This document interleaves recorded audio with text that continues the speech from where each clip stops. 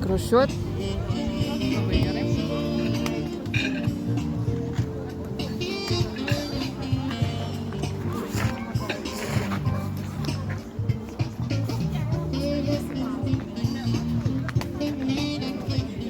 Ai, čia.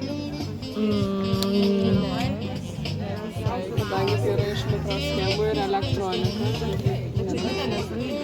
reikėtų tokią atliką vežti didelio gabarito atlikas, nes tai yra elektronika ir kadangi nebetinkama naudoti, tai tokia dalyka. Bet tai jeigu yra toksai paprastai prekybcentry, ten jau būna elektronikos, nes baterijas kaip ir negali palikti bet kur.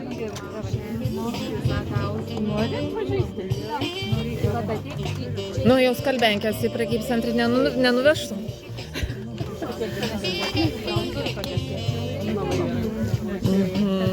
Viską teisingai sudėlioja. Nu, ką čia, batai? Kaip įdomiai. Čia tekstilė. Būna. Ta tiek.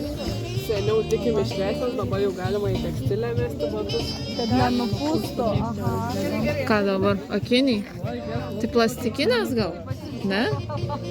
Tau patinka, pažiūrėjau, viską. Paimti? Nežinau.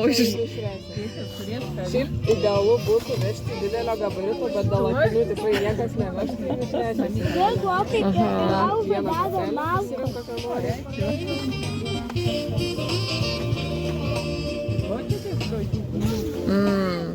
Čia kaip ir plastikas, ne? Nu mes tai dedam tie prie tubelio visus. Labai gerai.